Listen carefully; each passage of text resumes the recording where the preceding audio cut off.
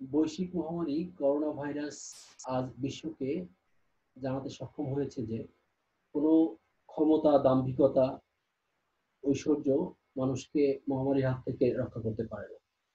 যার উজ্জ্বল দৃষ্টান্ত আমরা দেখেছি ব্রিটেনের প্রধানমন্ত্রী বরিস জনসন, মার্কিন যুক্তরাষ্ট্রের প্রেসিডেন্ট ডোনাল্ড ট্রাম্পকেও করোনা ভাইরাস ক্ষমা করেনি। সময় এসেছে আজ আত্মোপলব্ধির। প্রকৃতির উপর মানুষসৃষ্ট যে অত্যাচার দিন দিন বেড়েই চলছে, পেশি শক্তি ও ক্ষমতার অপব্যবহার নৈতিকতাকে পরাজিত করেছে।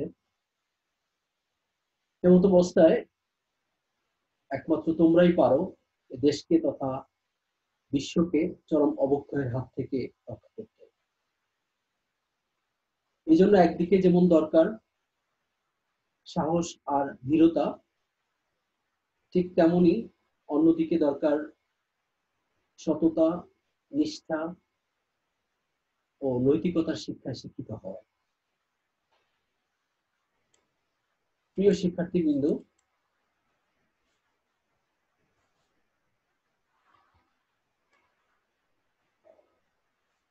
স্বাগত জানাচ্ছি তোমাদের আজকের অনলাইন ক্লাসে।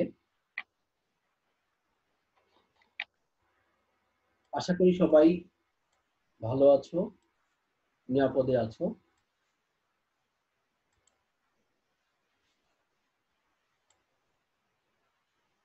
আমাদেরকে পড়াশোনার ক্ষেত্রে আরো বেশি যত্নবান হতে হবে। তোমরা যারা ক্লাস করছো না তাদেরকে ক্লাসে আরো বেশি মনোযোগী হতে হবে। মনে করতে হবে যে এই করোনাকালীন সময়ে এত দুরবস্থার মধ্যেও আমাদের মাননীয় প্রধানমন্ত্রী, মাননীয় শিক্ষামন্ত্রী মহোদয়, তারা অক্লান্ত চেষ্টা করে যাচ্ছেন তোমাদের পাশে থাকার জন্য। আমরাও চাচ্ছি তোমরা ঘরে বসে যাতে সময়টাকে সঠিকভাবে ব্যবহার করতে পারো। এই জন্য আমাদের আপ্রাণ চেষ্টা রয়েছে তোমাদেরকে কিভাবে আমরা পড়াশোনায় রাখতে পারি। এই জন্য তোমাদের সহযোগিতা দরকার। তোমরা যদি সহযোগিতা না করো তাহলে আসলে আমাদের পক্ষে এই করোনাকালীন সময়ে তোমাদেরকে ভালো সেবা দেওয়া কষ্টকর হয়ে পড়বে। যাই হোক, আজকে আমি বিবি অনার্স ফোর্থ ইয়ারের হিউম্যান রিসোর্স ম্যানেজমেন্ট বিষয়ের দ্বিতীয় অধ্যায় অর্থাৎ অ্যাকুইজিশন অফ হিউম্যান রিসোর্সেস এর বাকি অংশ নিয়ে আলোচনা করব। প্রিয় শিক্ষার্থীবৃন্দ, আজকের এই পাঠ শেষে তোমরা যে বিষয়গুলো জানতে পারবে বা ব্যাখ্যা করতে পারবে: meaning of selection, steps or processes involving selection, difference between recruitment and selection, different types of psychological tests। চলে যায় আমাদের মূল আলোচনা, অ্যাকুইজিশন অফ হিউম্যান রিসোর্সেস। প্রথমে আসি, হোয়াট ইজ সিলেকশন। সিলেকশন বলতে আমরা আসলে কি বুঝি? সিলেকশন বলতে আমরা যেটাকে বুঝি সেটা হচ্ছে যে সম্ভাব্য যে প্রার্থী যারা প্রতিষ্ঠানে চাকরির জন্য আবেদন করেছে তাদের মধ্য থেকে পরীক্ষা নিরীক্ষার মাধ্যমে যোগ্য প্রার্থীকে বাছাই করার যে প্রক্রিয়া সেটি হচ্ছে সিলেকশন। আর.এম. হডগেট তিনি বলেছেন যে selection is the process in which an enterprise chooses the applicants who best meet the criteria for the available positions। অর্থাৎ সিলেকশন হচ্ছে এমন একটা প্রক্রিয়া যে প্রক্রিয়ায় এন্টারপ্রাইজ গুলো তারা কি করে, তারা ওইসব অ্যাপ্লিকেন্টদেরকে তারা চুজ করে যারা কি করেছে, যারা সকল ক্রাইটেরিয়া ফুলফিল করতে পেরেছে। অর্থাৎ আবেদন করার যোগ্যতা থেকে শুরু করে আবেদন করার পরে তাদেরকে যে পরীক্ষা নেওয়া হয়েছে সেই পরীক্ষায় তারা সাকসেসফুলি উত্তীর্ণ হয়েছে, তারাই কেবলমাত্র প্রতিষ্ঠানে স্থায়ীভাবে নিয়োগের সুযোগ পাবে। তাহলে আমরা বুঝতে পারলাম যে সিলেকশন বলতে আমরা কি বুঝি। এবার আমরা দেখব যে সিলেকশন প্রক্রিয়া অর্থাৎ নির্বাচন প্রক্রিয়া আমরা কিভাবে মানব সম্পদ নির্বাচন করতে পারি। মানব সম্পদ নির্বাচন করতে গেলে আমাদেরকে কি কি স্টেপ আমাদেরকে অনুসরণ করতে হবে। আমরা আগেই বলেছি যে প্রসেস বা প্রক্রিয়াটা হচ্ছে যে কতগুলো ধাপের সমষ্টি, sequential steps that are taken to attain a certain goal. অর্থাৎ কোন একটা উদ্দেশ্য অর্জনের জন্য যে সিকোয়েন্সিয়াল স্টেপ গুলো নেওয়া হয় সেটি হচ্ছে কি আমাদের প্রক্রিয়া বা প্রসেস। তো আমরা যে কোনো প্রক্রিয়ারই শুরু আছে, শেষে আবার কি করে আবার সেই শেষটা যদি ঠিক মতো সম্পাদন করা সম্ভব না হয় তাহলে এটা আবার শুরু থেকে শুরু হয়।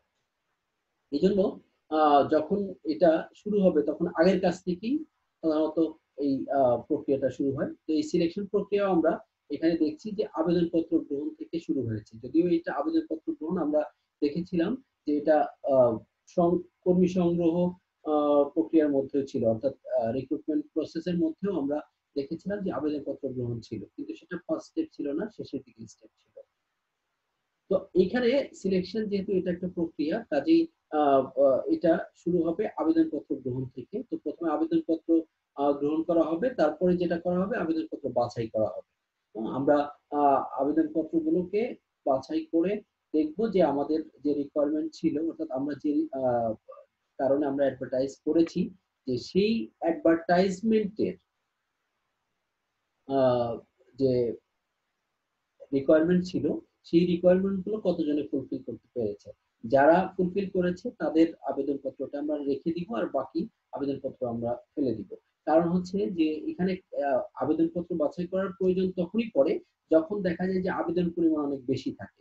তো সেই ক্ষেত্রে সবার পরীক্ষা গ্রহণ করা এটা যেমন সময় সাপেক্ষ ও অর্থ ব্যয় হয়, ঠিক অন্যদিকে আহ দেখা যায় যে যারা প্রকৃতপক্ষে যোগ্য প্রার্থী না, যারা যোগ্য না থাকার কারণে না থাকার পরেও তারা কি করেছে আবেদন করেছে, তাদেরকে আগে থেকে আমরা কি করতে পারি বাছাই করে নিতে পারি।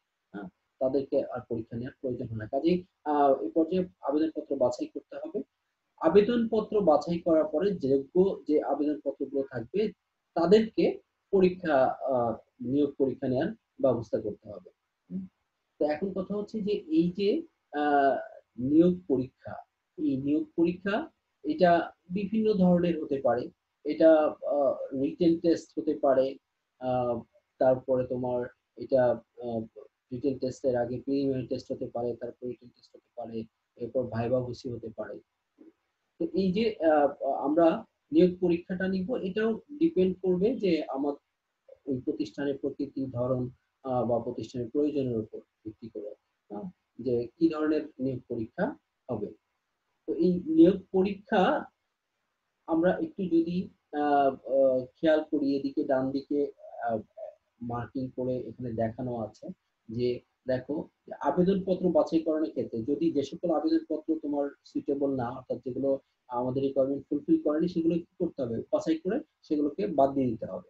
আবার নিয়োগ পরীক্ষার ক্ষেত্রে বলা হয়েছে যে আহ, যে ক্ষেত্রে যারা এই ক্ষেত্রে তোমার উত্তীর্ণ হতে পারবে না তাদেরকে প্রত্যাহার করতে হবে, তাদেরকে আর আমরা প্রতিষ্ঠানে ডাকবো না। তো নিয়োগ পরীক্ষার পরে যারা উত্তীর্ণ হবে, যারা কোয়ালিফাই করবে, তাদেরকে কি করতে হবে আবার সাক্ষাৎকারের জন্য ডাকা হবে। সাক্ষাৎকারের মাধ্যমে আসলে নিয়োগ পরীক্ষার মাধ্যমে কিন্তু আমরা অনেক কিছু বুঝতে পারি না। আমরা মেধা যাচাই হয়তো করা যেতে পারে, কিন্তু একজন মানুষ সে মানসিকভাবে ফিট কিনা বা চাকরি করার মতো যোগ্যতা বা তার মধ্যে সেই দক্ষতা আছে কিনা সেটা কিন্তু আমাদেরকে এই আমরা বুঝতে পারি সাক্ষাৎকারের মাধ্যমে। আমরা আহ, জানি যে বিভিন্ন বাহিনীতে চাকরির ক্ষেত্রে একটা হলো যে তাদের উচ্চতা একটা ফ্যাক্ট থাকে। তারপরে তাদের যদি পরীক্ষা নেওয়া হয় সেক্ষেত্রে তাদের যোগ্যতা একটা বিষয় থাকে, কিন্তু তারপরেও কিন্তু তাদের সশরীরে কি করতে হয়, তাদেরকে পরীক্ষা করতে হয় যে আসলে তারা আসলে কাজের জন্য ফিট কিনা, অন্য শারীরিক ভাবে তারা দুর্বল কিনা অথবা শারীরিক কোনো প্রবলেম আছে কিনা। বা মানসিক কোনো প্রবলেম আছে কিনা। এই জিনিসগুলো সাধারণত দেখার জন্য আমরা কি করি, প্রথমে সাক্ষাৎকারের ব্যবস্থা গ্রহণ করা হয়।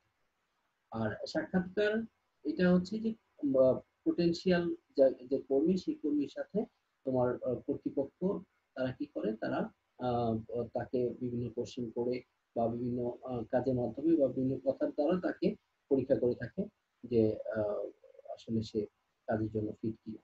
এবার আসি, সাক্ষাৎকার গ্রহণের পরেও মনস্তাত্ত্বিক পরীক্ষা নেওয়া হয় অনেক অর্গানাইজেশনে। কারণ অনেকে দেখা যায় যে সাক্ষাৎকার গ্রহণ করার পরেও যখন আহ, তাকে সঠিকভাবে আইডেন্টিফাই করা যায় না যে হ্যাঁ ফিজিক্যালি সে হয়তো ঠিক আছে, ফিজিক্যালি সে কর্মক্ষম, কিন্তু sorry, কিন্তু মানসিকভাবে সে কর্মক্ষম। অর্থাৎ অনেক মানুষই কিন্তু দেখে আমরা বুঝতে পারি না যে তার মধ্যে কি ধরনের পটেনশিয়ালিটিস আছে, হ্যাঁ, বা তার মধ্যে কি ধরনের প্রবলেম রয়েছে। এটা তার সাথে কথা বললে কিন্তু বোঝা যায় যে মনস্তাত্ত্বিক ভাবে সে ফিট কিনা।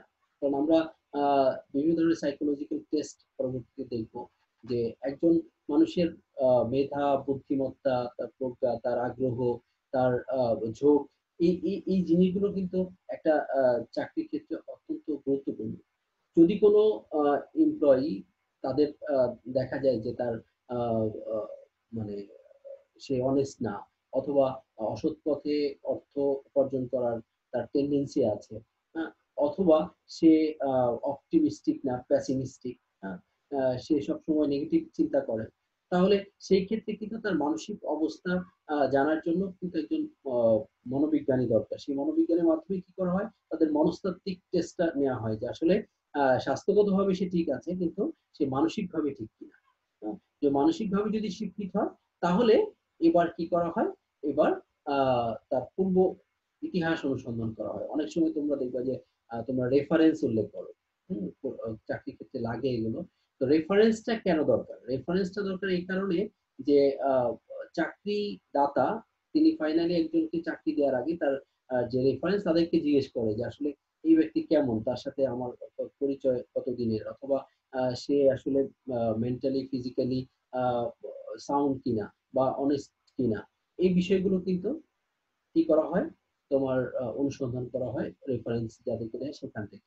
তো এই যে আহ, পূর্ব ইতিহাস অনুসন্ধান, রেফারেন্সের রেফারি যে যিনি থাকেন, তার কাছ থেকে তার ইতিহাস সম্পর্কে, পুরো ইতিহাস সম্পর্কে অনুসন্ধান করে জেনে নেওয়া হয় আসলে সে মেন্টালি, ফিজিক্যালি, সোশ্যালি, বা আমরা বলি যে পলিটিক্যালি, অথবা তোমার নন পলিটিক্যালি, এই লোকটা কেমন আসলে, হ্যাঁ, তার পূর্ব ইতিহাস সম্পর্কে অনুসন্ধান করে তারপরে কি করা হয়, তাকে চাকরিতে নিয়োগের জন্য প্রাথমিকভাবে নির্বাচন করা হয়। অর্থাৎ আহ, এখনো অনেক প্রতিষ্ঠান তারা কি করে, তারা সরাসরি তাকে ওই প্রতিষ্ঠানে স্থায়ীভাবে নিয়োগ দেয় না, প্রাথমিকভাবে বাছাই করা হয় যে এই ব্যক্তি আহ, এই চাকরি করার জন্য উপযুক্ত। দেন তারপরে কি করা হয়, স্বাস্থ্য পরীক্ষা করা হয়।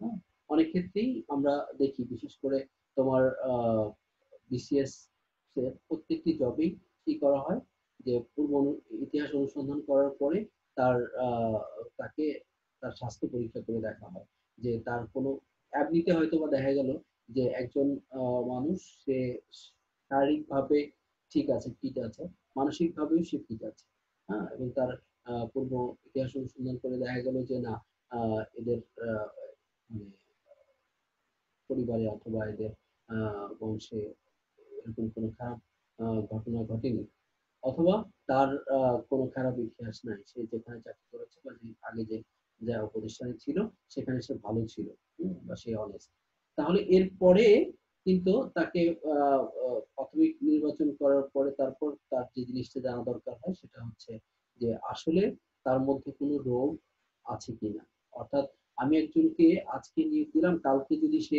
অসুস্থ হয়ে পড়ে, অথবা কালকে কোনো একটা কারণে তাকে দিয়ে চাকরি করানো সম্ভব না হয়, তাহলে কিন্তু প্রতিষ্ঠানের জন্য ক্ষতিকর এটা। কাজেই স্বাস্থ্য পরীক্ষার যে বিষয়টা সেটা কিন্তু আহ, অবশ্যই কি করতে হয়, তাকে করে নিতে হয়, তাহলে আসলে সে ভবিষ্যতে সুন্দরভাবে কাজ করতে পারবে কিনা সেটা সম্পর্কে একটা সুন্দর ধারণা পাওয়া যায়। এরপরে কি করা হয়, চূড়ান্ত ভাবে নির্বাচন করা হয় যখন স্বাস্থ্য পরীক্ষায় কেউ ফিট হয়ে যায়। আর এই স্বাস্থ্য পরীক্ষায় ফিট না হয় তাহলে তাকে প্রত্যাহার করে দেওয়া। আর কেউ যদি স্বাস্থ্য পরীক্ষায় ফিট হয়ে যায়, স্বাস্থ্য পরীক্ষায় সবকিছুতেই পজিটিভ পাওয়া যায়, তাহলে সেই ক্ষেত্রে তাকে চূড়ান্ত ভাবে প্রতিষ্ঠানে নিয়োগদান করা হতে পারে। এবার নিয়োগদান করার পরে যে বিষয়টা আসে সেটা হচ্ছে স্থাপনা বা পদায়ন। অর্থাৎ এবার কর্মীকে কোন পোস্টে বা কোন ডিপার্টমেন্টে নিয়োগ করা হবে সেই ব্যবস্থা করা হবে, কোন ব্রাঞ্চে তাকে পদায়ন করা হবে সেটি করা হয়ে থাকে।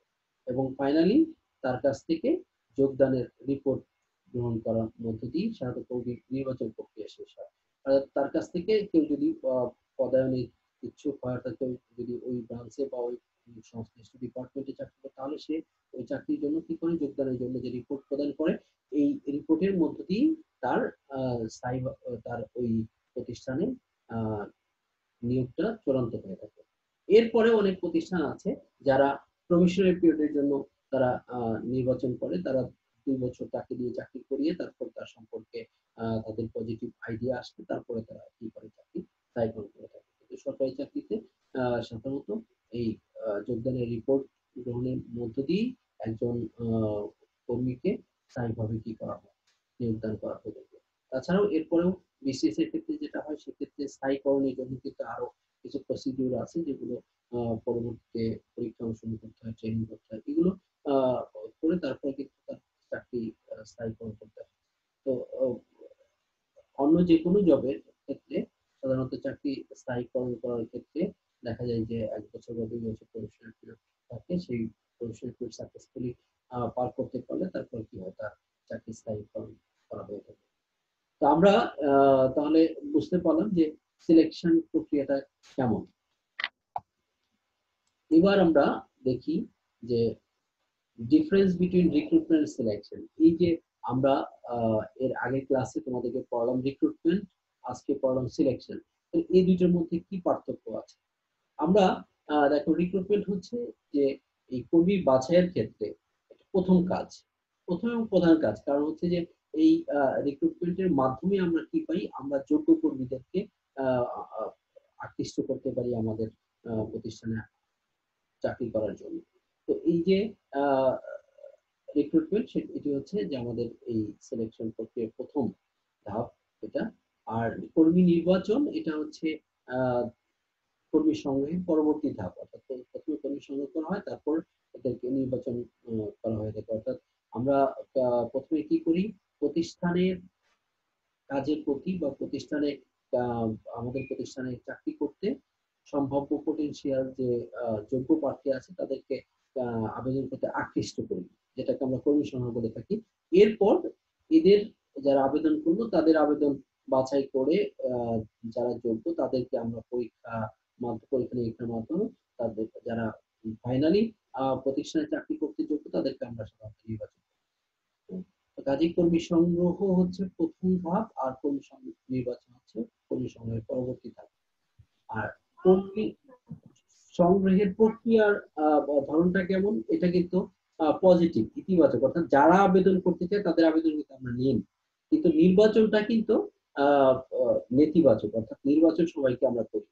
অর্থাৎ কর্মী যখন আমরা আহ্বান জানাই তখন যে কেউ আবেদন করতে পারে, হ্যাঁ, কিন্তু আমরা এরপরে কি করি, আমরা এখান থেকে স্ক্রুটিনি করে, অর্থাৎ আমরা এখান থেকে যাচাই বাছাই করে তারপরে কি করি, তাদের পরীক্ষা নিরীক্ষার মাধ্যমে যারা প্রকৃতপক্ষে যোগ্য তাদেরকে আমরা নির্বাচন করে থাকি। কাজেই কর্মী নির্বাচন এটা হচ্ছে নেতিবাচক, আর কর্মী সংগ্রহ এটা হচ্ছে ইতিবাচক। আর কর্মী সংগ্রহের উদ্দেশ্যটা কি, কর্মী সংগ্রহের উদ্দেশ্য হচ্ছে যে যোগ্য প্রার্থী যারা আছে তাদেরকে আবেদনে আগ্রহী করে তোলা। আর কর্মী নির্বাচনের উদ্দেশ্য হচ্ছে যে যোগ্য প্রার্থীকে সংগ্রহ করে প্রতিষ্ঠানের যে শূন্য পদ আছে সেটি পূর্ণ করা। অর্থাৎ আমরা কর্মী সংগ্রহের ক্ষেত্রে তাদেরকে আকৃষ্ট করার মাধ্যমে প্রতিষ্ঠান আবেদনে আহ্বান জানাই, আর নির্বাচনের মাধ্যমে কি করি, যারা যোগ্য প্রার্থী, প্রকৃতপক্ষে যোগ্য প্রার্থী তাদেরকে আমরা সুযোগ করে দিই আমাদের প্রতিষ্ঠানে নিয়োগের জন্য। কর্মী সংগ্রহের উৎসের কথা যদি আমরা চিন্তা করি, যে কর্মী সংগ্রহের আছে, একটি হচ্ছে বাহ্যিক উৎস। আর কর্মী নির্বাচনের কিন্তু কোনো উৎস নাই এখানে। যে সকল কর্মীরা আবেদন করেছে তাদের মধ্যে থেকে আমরা কি করি, পরীক্ষা নিরীক্ষার মাধ্যমে তাদেরকে বাছাই করে থাকি। এবার আমরা আসি যে কর্তৃপক্ষ কর্মী সংগ্রহের ক্ষেত্রে আমরা বাইরের প্রতিনিধি কি হতে পারে, কর্মী সংগ্রহ ক্ষেত্রে আমাদেরকে সহায়তা করতে পারে, কিন্তু কর্মী নির্বাচনের ক্ষেত্রে কিন্তু সংশ্লিষ্ট প্রতিষ্ঠানের ঊর্ধ্বতন কর্মকর্তারাই তারাই কিন্তু সব কাজ করে থাকেন, তারা কিন্তু অন্যের উপরে ডিপেন্ডেন্ট হন না। কারণ কর্মী সংগ্রহের ক্ষেত্রে আমরা কি করি, আমরা অনেক সময় বিভিন্ন স্কুল কলেজ, বিভিন্ন কলেজ ইউনিভার্সিটি থেকে আমরা কর্মী সংগ্রহ করতে পারি, অথবা আমরা বিভিন্ন ট্রেড ইউনিয়ন লিডার অথবা আমরা ডিরেক্টর যারা আছে তাদের মাধ্যমে সংগ্রহ করতে পারি, অথবা বিভিন্ন ধরনের এজেন্সি যারা কাজ করে কর্মী সংগ্রহ করে থাকে, তো তাদের মধ্যে থেকে আমরা কি করতে পারি, কর্মী সংগ্রহ করতে পারি।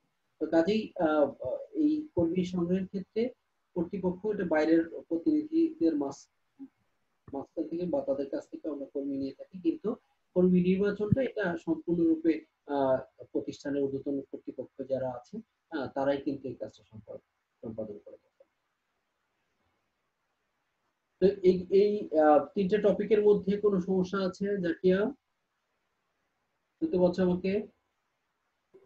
বুঝতেছি স্যার। আচ্ছা, ওকে, কোনটা সমস্যা হলে আমাকে বলে যে স্যার এইখানে আমরা। স্যার বলুন। ওকে, ফাইন। এবার আমরা আসি যেটা ইম্পর্টেন্ট একটা কোশ্চেন, সেটা হচ্ছে যে describe different types of psychological test, বিভিন্ন ধরনের মনস্তাত্ত্বিক অপেক্ষা বা পরীক্ষা সমূহ যেগুলো আছে। যে প্রথমে হচ্ছে বুদ্ধি, অর্থাৎ একটা একজন কর্মীকে যখন নিয়োগ করা হয় তখন তাকে যে মনস্তাত্ত্বিক পরীক্ষাগুলো করা হয়ে থাকে, আমরা সিলেকশন প্রসেস আমরা দেখেছি যে একটি পর্যায়ে মনস্তাত্ত্বিক টেস্ট নেওয়া হয়। তো সেই ক্ষেত্রে তার কি কি জিনিস দেখা হয়, যে মনস্তাত্ত্বিক টেস্টে একজন সাইকোলজিস্ট উনি কি দেখেন, প্রথমে যেটা দেখেন সেটা হচ্ছে যে বুদ্ধি অভিজ্ঞতা, অর্থাৎ তার বিচার বুদ্ধি, চিন্তা ভাবনার বা কতদূর তার বোধ শক্তি অথবা মেধা শক্তি, স্মৃতিশক্তিটা কতটুকু আছে। এটা তাকে বিভিন্ন ধরনের প্রশ্ন করে তার বুদ্ধি সম্পর্কে জানা যায়। যেমন তাকে যদি বলা হয়, আচ্ছা বলো তো দেখি যে এখন তোমার ব্রিটেনের প্রধানমন্ত্রীকে, তাহলে সে যদি উত্তর না দিতে পারে তাহলে বুঝতে হবে যে তার আসলে আইদার বুদ্ধি স্মৃতিশক্তি কম অথবা মেধাশক্তি কম। তো কাজেই তার বুদ্ধিমত্তা, তার স্মৃতিশক্তি, বোধশক্তি, মেধাশক্তি এগুলো পরীক্ষা করার জন্য যে টেস্টটা করা হয় সেটাকে আমরা বলি বুদ্ধি অভিজ্ঞতা বা ইন্টেলিজেন্স টেস্ট। সেকেন্ডলি আগ্রহ অভিজ্ঞতা বা ইন্টারেস্ট টেস্ট, অর্থাৎ এই পর্যায়ে যেটা করা হয় যে কোনো কর্মী বা কোনো ব্যক্তি যাকে ইন্টারভিউ নেওয়া হচ্ছে তার আগ্রহটা আসলে কোন দিকে, সে কোন কোন বিষয়ের প্রতি তার বেশি আগ্রহ আছে, সেটি কিন্তু এই পর্যায়ে টেস্ট করা হয়। একটা একজন কর্মী তার অনেকগুলো গুণ থাকতে পারে, কিন্তু একটা স্পেসিফিক গুণে সে গুণান্বিত হয় বেশি, কারণ ওই দিকে তার বেশি আগ্রহ থাকে। হ্যাঁ, আমরা যদি দেখি ছোট বাচ্চারা যারা, হ্যাঁ, তাদের কিন্তু এক এক ধরনের বাচ্চাদের এক এক দিকে বেশি আগ্রহ থাকে। আমরা দেখবো যে ছোট বাচ্চারা দেখা যায় যে অনেকে কেউ আছে যে সে ডাক্তার ডাক্তার খেলতে সে পছন্দ করে, অনেকে আছে যে না সে হয়তো দেখা যাচ্ছে বাসা বল খেলতেছে অথবা ক্রিকেট খেলার প্রতি তার আগ্রহ বেশি। তো এগুলো কার স্পেসিফিক কোন দিকে বেশি আগ্রহ, সেই আগ্রহটা জানার জন্য যে টেস্টটা করা হয় সেটা হচ্ছে মানে ইন্টারেস্ট টেস্ট বা আগ্রহ অভিজ্ঞতা। এরপর হচ্ছে ঝোঁক বা প্রবণতা, যে আসলে মানুষের বিভিন্ন মানুষের বিভিন্ন জিনিসের প্রতি যে ঝোঁক বা প্রবণতা লক্ষ্য করা যায়।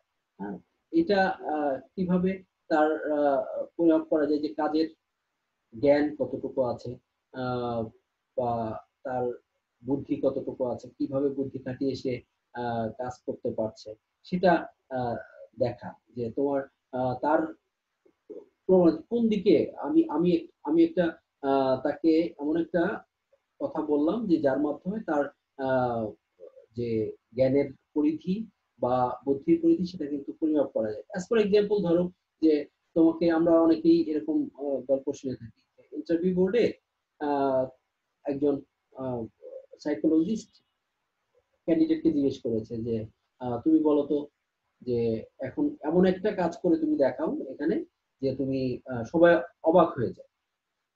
তো এমন একটা কাজ করে দেখাও যে সবাই অবাক হয়ে যায়। এখন কথা হচ্ছে যে তুমি কি করলা, ওই সাইকোলজিস্টের গালে একটা জোরে একটা থাপ্পড় মেরে দিলা। তো থাপ্পড় মারার কারণে কি হবে, তোমার এখানে সবাই অবাক হয়ে যাবে। কিন্তু কথা হচ্ছে যে whether it is positive or negative, হ্যাঁ, এটার দ্বারা ওই যে অ্যাপ্লিকেন্ট তার বুদ্ধিমত্তা টুকু কিন্তু প্রকাশ পেয়ে যায় যে আসলে আহ, কাজের দিকে তার মানে কোন দিকে তার জ্ঞান কতটুকু, যে কোথায় কি করা যাবে কোথায় কি করা যাবে না সে বিষয়ে তার কতটুকু নলেজ আছে, এটা। আর এরপর হচ্ছে কারিগরি জ্ঞান অভিজ্ঞতা। হ্যাঁ? যে কারিগরি জ্ঞান হচ্ছে যে সরাসরি সে টেকনিক্যালি সাউন্ড কিনা, অর্থাৎ সে আহ, যন্ত্র চালনা অথবা মেরামত বা এসব সংক্রান্ত জ্ঞান সে রাখে কিনা, অর্থাৎ যে বিষয়ে তাকে কাজে দেয়া হবে সেই বিষয়ে কারিগরি দক্ষতা তার কত, সে সে ওই কাজটা করতে পারে। কম্পিউটার ম্যান নিয়োগ করা হবে, সে এখন কম্পিউটার টাইপ করতে পারে কিনা, হ্যাঁ, বা টাইপের স্পিডটা তার কতটুকু আছে, হ্যাঁ, এটা দেখা। এটা হচ্ছে কারিগরি জ্ঞান অভিজ্ঞতা। আর এটা হচ্ছে ব্যক্তিত্ব অভিজ্ঞতা, পার্সোনালিটি টেস্ট, যেটা যে মানুষের মানসিক গঠন অভ্যাস বা পছন্দ অপছন্দ এইগুলো আহ, বিচার বিবেচনা করা হয়ে থাকে।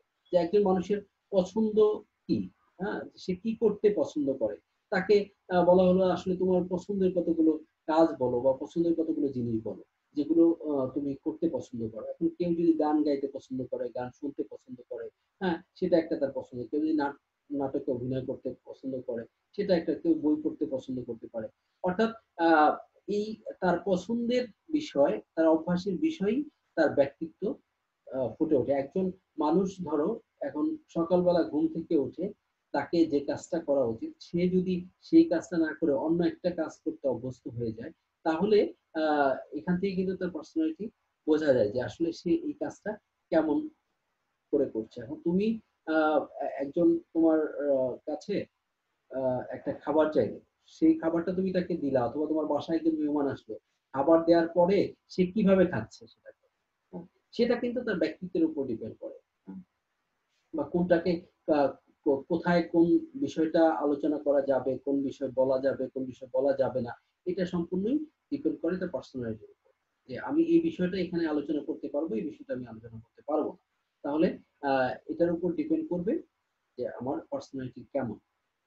দেন সাফল্য অভিজ্ঞতা, অর্থাৎ অ্যাচিভমেন্ট টেস্ট, অর্থাৎ কোনো কাজে তার পারদর্শিতা আছে কিনা, অর্থাৎ সে পূর্বে এমন কোনো কাজ করতে পেরেছে যে যার দ্বারা সে হয়তো রেকগনাইজড হয়েছে ন্যাশনালি, ইন্টারন্যাশনালি, অথবা কোনো লোকালি।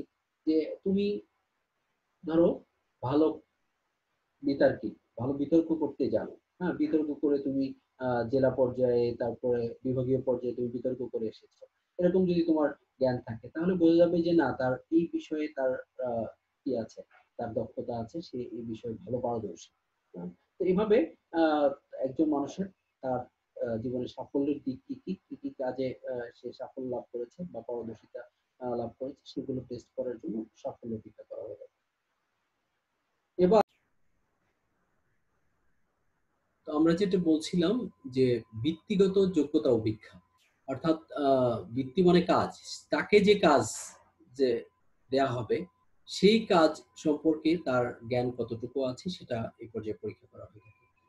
আর অভিক্ষেপণ অভিজ্ঞতা, যেটা যে প্রজেক্টিভ টেস্ট বলা হয়, যে আহ, সন্দেহের উদ্বেগ করে এরকম কোনো বিষয়ে প্রার্থীর দৃষ্টিভঙ্গি কেমন, যে কোনো একটা বিষয়, যে ওই ওই বিষয়ে তার দৃষ্টিভঙ্গিটা কেমন সেটা জানা, অর্থাৎ তার আসলে আহ, সে কোনটা সাপোর্ট করে বা কোন দিকে তার আগ্রহ আছে, হ্যাঁ, সেটা এর মাধ্যমে কিন্তু অভিক্ষেপণ পরীক্ষার মাধ্যমে বোঝা যায়। অ্যাজ ফর এক্সাম্পল তোমাকে বললো যে আসলে দেখো দেশে আজকে যে অবস্থা সৃষ্টি হয়েছে, এই যে আমরা দেখছি যে খুন, রাহাজানি, ধর্ষণ, এই যে বিষয়গুলো ব্যাপকভাবে বেড়ে গেছে। তো এখন তোমার কি মনে হয় যে এর জন্য কি সরকার দায়ী? এই যে একটা কোশ্চেন তোমাকে করা হলো, হ্যাঁ, তো এখন এখান থেকে কিন্তু বেরিয়ে আসবে যে আসলে তুমি কি সরকার দলীয় নাকি তুমি সরকার দলীয় না, বিরোধী দলীয়। তো এভাবে কি করা হয়, বিভিন্ন ভাবে তার অপিনিয়ন সম্পর্কে জানতে চাওয়া হয়। এটা হচ্ছে অভিক্ষেপণ অভিক্ষা। আর একটা হচ্ছে সততা অভিক্ষা, যেটা যে আসলে সে অনেস্ট কিনা। অর্থাৎ তোমার সে যেটা আহ, তার মানসিক অবস্থাটা, সে কি আসলে প্রতিষ্ঠানে চাকরির প্রতি বেশি আগ্রহী থাকে, কাজের প্রতি বেশি আগ্রহী থাকে, নাকি তার কিভাবে সে এখান থেকে বাড়ি গাড়ি করবে সেই আগ্রহটা তার মধ্যে বেশি। এই জন্য তার এই অর্থ আত্মসাৎ বা অসৎ উপায় অবলম্বনের মনোভাব আছে কিনা এটা জানার জন্য তাকে বিভিন্ন অ্যাঙ্গেলে বিভিন্ন ভাবে কি করা হয়, কোশ্চেন করা হয়। এখন সেই কোশ্চেন করে বোঝার চেষ্টা করা হয়ে থাকে যে আসলে আহ তার ইচ্ছাটা কি। যেমন ধরো, এটা বললো যে আচ্ছা তুমি যদি তুমি কোথায় চাকরি করতে চাও, তুমি যদি ঢাকা শহরে চাকরি করতে চাও সেখানে তোমাকে পোস্টিং দেওয়া হবে। আবার তুমি যদি মনে করো যে কক্সবাজার যেতে চাও, কক্সবাজার তোমাকে পোস্টিং দেওয়া হবে। এখন কক্সবাজারে যদি তুমি যাও তাহলে তুমি কি করবা, তুমি ওখানে কিন্তু এক্সট্রা অনেক টাকা ইনকাম করতে পারবো, অর্থাৎ তোমার বেতন যেটা তার চেয়ে দ্বিগুণ তিনগুণ টাকা তুমি এক্সট্রা এখানে উপরি পাবা। এখন তুমি চিন্তা করে দেখো যে তুমি ঢাকায় থাকবা নাকি কক্সবাজারে যাবা। আসলে ডিসঅনেস্ট যারা, তাদের কিন্তু সবসময় নেগেটিভ দিকে তাদের খেয়ালটা বেশি থাকে। তো তারা স্বাভাবিক কারণে কি বলবে, তারা বলবে ঠিক আছে আমার তো কক্সবাজার অনেকদিন যাই না ওইখানে, আর তারপরে সমুদ্র সৈকত আছে ওখানে, খুব মজার সাথে আমরা কি করতে পারবো, চাকরি করতে পারবো। আসলে তার উদ্দেশ্যটা কিন্তু অন্যরকম, যে সে ডিসঅনেস্ট লোক, সে ওইখানে আহ অতিরিক্ত টাকা ইনকাম করার ধান্দায় যেতে চাচ্ছে। তো এইভাবে বিভিন্ন কোশ্চেন করে কিন্তু তার অনেস্টি সম্পর্কে আহ, জানা যায়, যেটাকে আমরা বলি সততা অভিক্ষা। এখন বলো জাকিয়া, কোনো সমস্যা? আর অভিজ্ঞাপনটা অভিজ্ঞাপন বলতে কি বোঝায়? অভিক্ষেপণ যেটা, অভিক্ষেপণ হচ্ছে যে কোনো একটা বিষয়ে তুমি তাকে ধরো ইয়ে করো, মানে সন্দেহ করো যে আসলে সে এরকম হতে পারে। হ্যাঁ, এখন ধরো তোমার বাসায় কেউ আসলো, এখন তুমি যদি তাকে আগে থেকে একটা স্ন্যাপ জাজমেন্ট, কিন্তু তার প্রতি তোমার একটা স্ন্যাপ জাজমেন্ট থাকে, তারপরেও তুমি কিন্তু তাকে কিছু কোশ্চেন করে তার সম্পর্কে কিন্তু আইডিয়াটা নিতে পারো। হ্যাঁ, যে তোমার বাসায় একজনকে কাজ করাবা, এখন কাজ করাবা সে কি আসলে তোমার বাচ্চাকে ঠিক মতো দেখবে, বা তোমার বাসার জিনিস চুরি চুরি করে নিয়ে যাবে কিনা। এই জন্য কিন্তু তোমাকে কি করতে হবে, তাকে বিভিন্নভাবে বিভিন্ন অ্যাঙ্গেলে তাকে পরীক্ষা করতে হবে।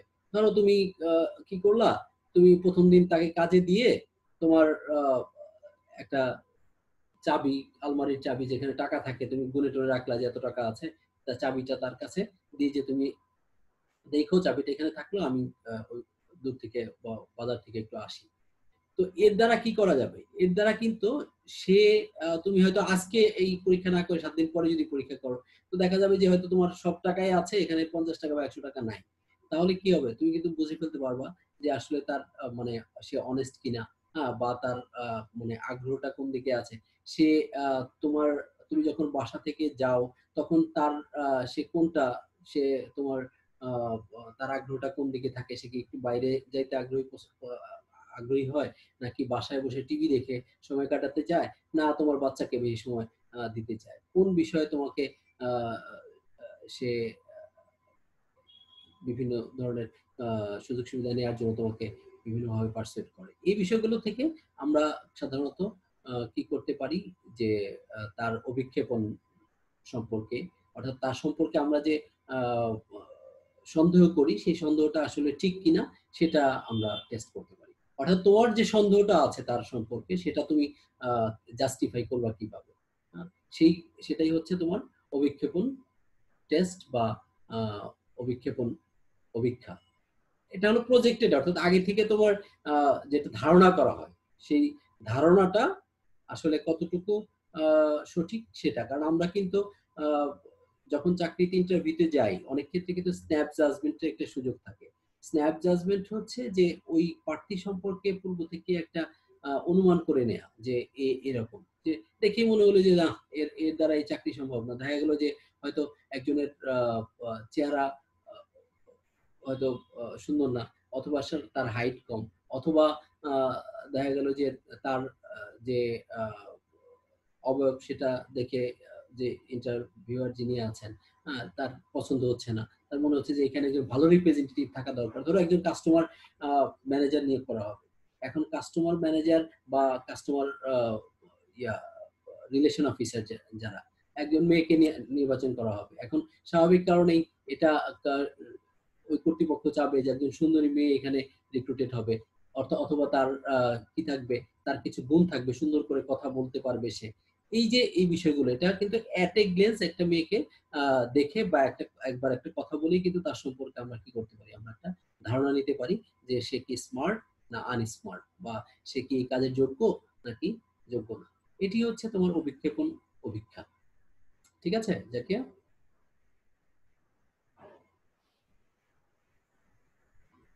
জাকিয়া শুনতে পাচ্ছ?